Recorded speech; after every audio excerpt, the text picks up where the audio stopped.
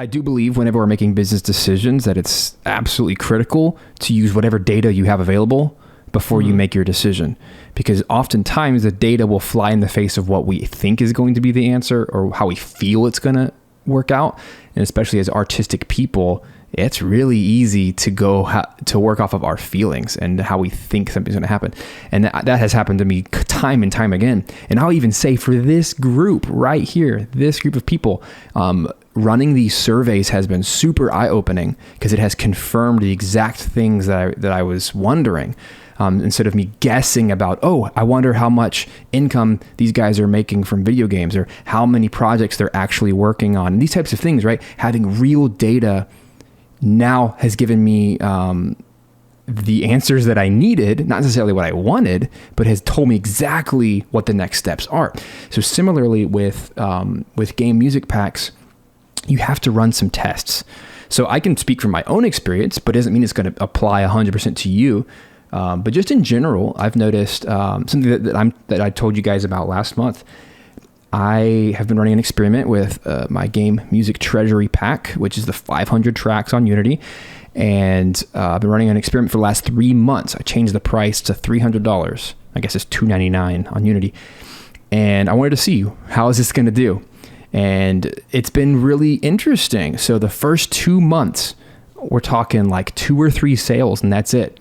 So clearly, it told me 2 things. Number one, people are willing to pay $300 for a game music pack, but it also told me, but the revenue's not going to win, right? Because you compare that to like 100 sales or 200 sales at a lower price point, you're going to make more from the lower price because it's larger revenue, right? Just basic math. But then what I really was going to hold on for was a sale. Like, when is Unity going to do their next big sale? And it was in March. It's actually happening right now. And it's been going on for, I guess, about 5 or 6 days.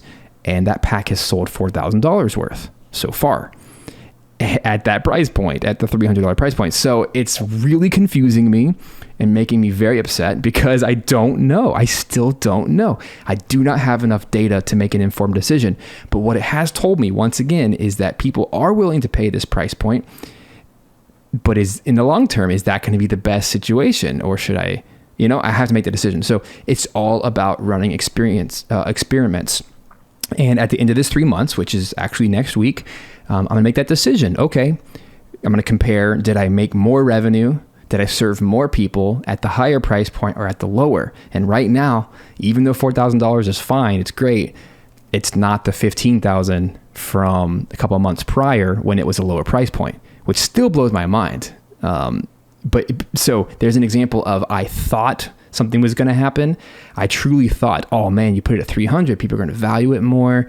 And maybe I'll just get, maybe 100 people will buy it instead of 25, right? Maybe 300 people, and it would be more revenue, but it's just not. So the numbers are staring me in the face saying, yeah, moron, right? Go back to what you were doing. But you got to try. You have to try stuff. I did a similar thing, not as related, but with my book, right? Family First Composer. I wanted to see what happens if I triple the price. And I learned quite a bit from that, from the Kindle, whatever it's called, KDP, the direct publishing to Amazon. I learned through that with real data that it was almost the exact same results. That people are willing to buy things at a higher price, but you're just going to have less people. And so therefore you're serving less people and you're not making as much revenue. So you got to find that sweet spot. Every product, every service has a sweet spot.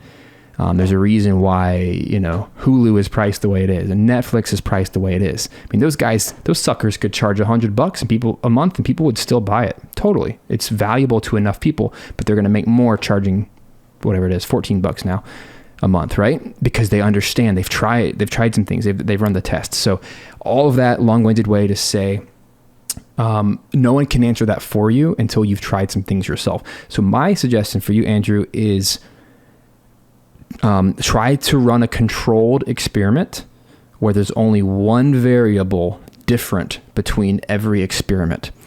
So for example, if you're going to release some sound packs, some music packs, then I would suggest maybe the first thing you release is a 10-track pack.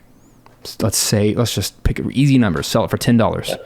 And then try that for 1 month, see how it does. I know I'm speaking to Andrew, but this is true for everybody, right? Because some of you guys have released packs, but you're not seeing the results you want. It's because you need to experiment. You need to change something. Every month, change something until it improves, right? So for example, let's say you release 10 tracks for $10. Then next month, see how much revenue it got. Maybe it got nothing. And then the next month, increase the price or increase the number of tracks, or change the title, or change the thumbnail, or change the description. You can't change all of them, or else you'll never know and you'll always be guessing. Change one thing. Change the one thing you think is going to make the biggest impact, and then see how it does. And then a month later, reset, try the other thing. And that's like business 101 as it comes to services and products. When you're releasing stuff, don't change too much, or else you'll never know what worked and what didn't work.